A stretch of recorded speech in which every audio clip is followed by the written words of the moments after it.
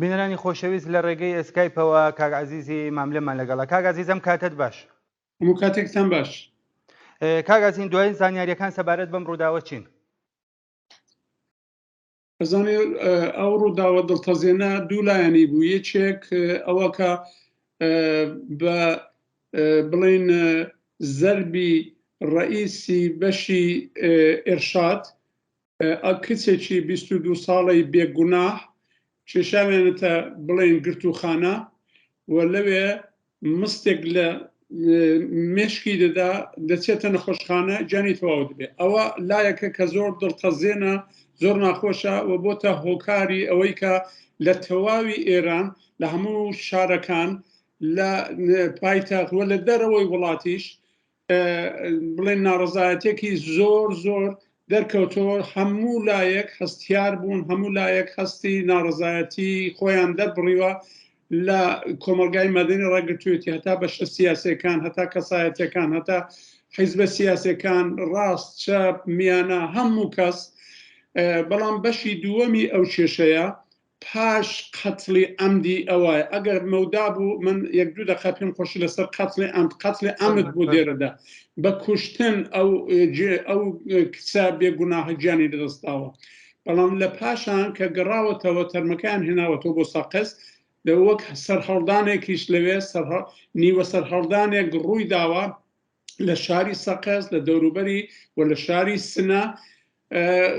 خەڵک هاتوونە نێو شەقامەکان،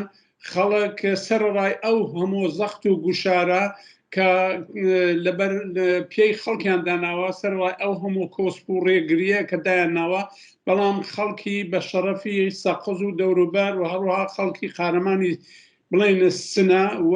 دەوروبەری هاتوون ناڕزاتی خۆیان دەربڕیوە لەو قەتڵە ئەمدا کە کراوە، لەو جنایەت و زوڵم و زۆرە کە بەرامبەر بە گیانی ئینسانێکی گەنجی بە هیوای بە ئیمان بۆ داهاتوی خۆی ڕووی داوە. کەوا بوو ئەو دوو بەشەمان ئێبە لەبیر نەچێتەوە و ئەوە بەشی دووەمی درێژەی هەیە. ڕاستە زۆر دڵتەزێن بوو، خەبەرێکی زۆر ناخۆش بوو، بەڵام لە هەمان کاتدا بۆتە هۆی سەرهەڵدانێک. ئێمە لە سەرەتای سەرهەڵدانێکی دیکە داین، سەرهەڵدانێکی مەدەنی، سەرهەڵدانێکی بڵێن حقوقی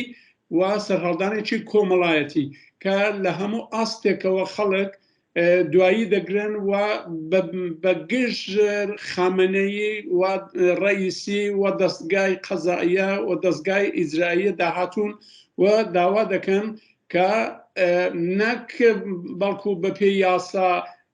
بڵێن بەرپرسانیەوەی، چونکو بەرپرسێک یەک کەسە، بەڵام لە خامنەی ڕاگرتوویەتی هەتا ڕئیسی، هەتا قووەی خەزاییە، هەتا فەرماندەی سوپای پاسداران، هەتا وەزارەتی اطلاعات هەموو دەستیان هەیە دەو قەتڵەدا، هەموویان بەرپرسیارەتن هەیە. بەڵام مەبەستم ئەوەیە کە خەڵک بەگشت هەمووی ئەوانە داچوون، هەموویان بەرپرس دەزانن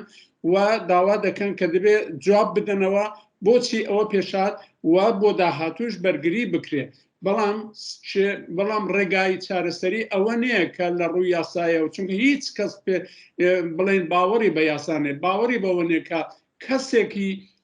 لە نێو ئەو کۆماری ئیسلامیدا پەیدا دەبێت کە بە شێوەیەکی دموکراتیک، بە شێوەیەکی ئینسانی، بە شێوەیەکی مافی مرۆڤی بێ هەڵسوکەوتێک بکە بۆ بڵێن ڕەسیدەگی و لێ پیچینەوە لە پرسێکی حقوقی لە زوڵم و جنایەت و زۆرێک. بەڵام چارەی سەرەتایی ئەوەیە کە ئەو ڕژیمە بە تەواوی پێکهاتەکانەوە بە تەواوی دامەزراوەیەکانەوە دەبێت لەوە ناو بچێت. ئەو خەڵکیش لە خۆڕانەیە کە دەڵێن ڕژیمێکی باتڵە، خامنەی قاتڵە. ئەوەیە داخەوە ئێمە ئێستا لەگەڵەوە ڕووبەڕووین. کاک عەزیز ببوورە بەڕای ئێوە زەرورەتی ئەم مانگرتنە چییە؟ پەیامی ئێوە بۆ خەڵکی کوردستان چییە سەبارەت بەم بابەت؟ خەڵکی کوردستان لە ڕابردووشدا نیشانێن داوە لە چەند دەورەدا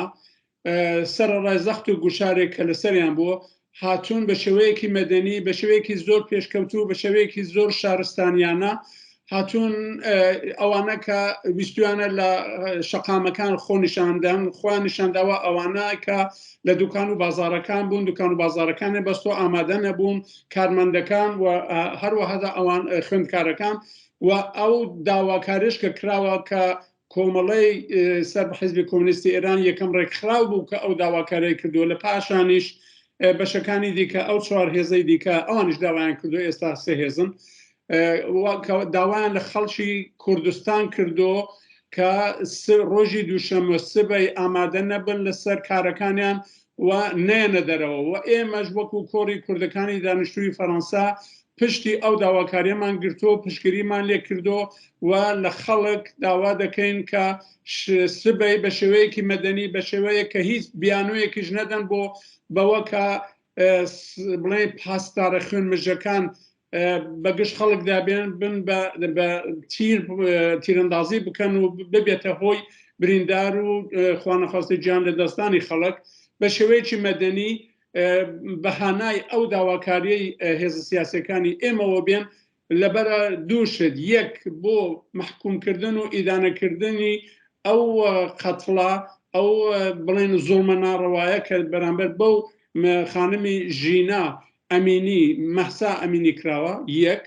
دووهام زۆر گرنگە لە ڕووی سیاسیشەوە لەبەرەوە کە کوردستان هەم لە ڕابردوودا دەوری هەبوو لە شۆڕشی ئێراندا لە پێش 57 لە پاش 57 بە تایبەتی سەرهەڵدانێکی پان و بەرین و دموکراتیک و لایک ڕوویدا و ئەوڕۆ ئەگەر ئێمە دەبینین خەڵکی کورد لە شارەکاندان بە شێوەیەکی یەکگرت و بە شێوەیەکی ڕێکخستوو دێن بەرامبەر بە کۆماری ئیسلامی ناڕەزایەتیان دەرببڕن دەگەڕێتەوە سەر ئەو دەورە دموکراتیزاسیۆنەی کە لە کوردستان بوو سەر ئەو دەورە ڕێکخستن و پێکخستنەی سیاسی و مەدەنەیە کە لە پاش 57 بە تایبەتی هاتە ئاراوە و بوو بەهۆی کە کۆماری ئیسلامی ناچار بێت 4 دانە وەزیری خۆی بنێرێتە کوردستان بۆ وتوێژ بۆ یەکەم جار لە مێژووی کوردستاندا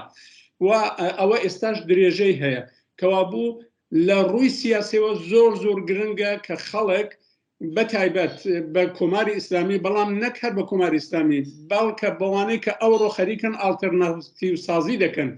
بە بەتایبەتی بە سەلتەنەت خوازەکان بە ئەوەی کە پیان وایە یا مەشروتە خوازن یان بڵێن سەلتەنەتی پەهلەوی دایان زیندوو بکەنەوە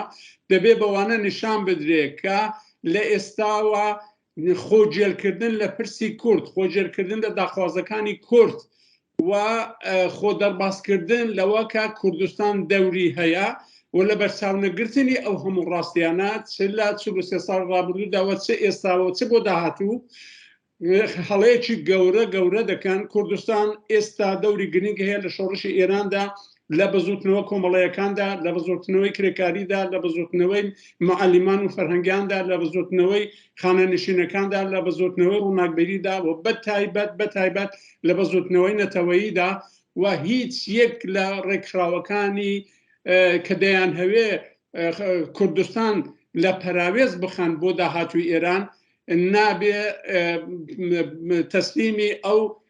بڵێن هەڵەیە بن و ڕاستی ئەوەیە کە کوردستان دەوری گرنگی خۆی هەیە پێگە و جێگەی خۆی هەیە و هێز سیاسەکانیش لەگەڵ خەڵک زۆر نزیکن خەڵکو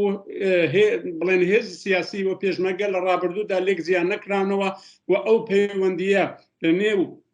مەدەنیەتی کوردستاندا و لە نێو بڵێن حەقخوازی سیاسیدا هەروە ماوەتەوە کوردستان هەم لە ڕووی حقوقەوە هەم لە ڕووی سیاسەوە هەم لە ڕووی مەدەنیەوە جێگە و پێگەی خۆی هەیە دەوری خۆی هەیە لە بزوتنەوەی سەراسەری و جەماوەری ئێراندا. کاگەزی زۆر سپاس بۆ ئامادەبوونت. سپاس بۆ ئێوەش. بینەرانی خۆشەویست سەرنجتان بۆ بینینی درێژەی بەرنامەکان ڕاکێش.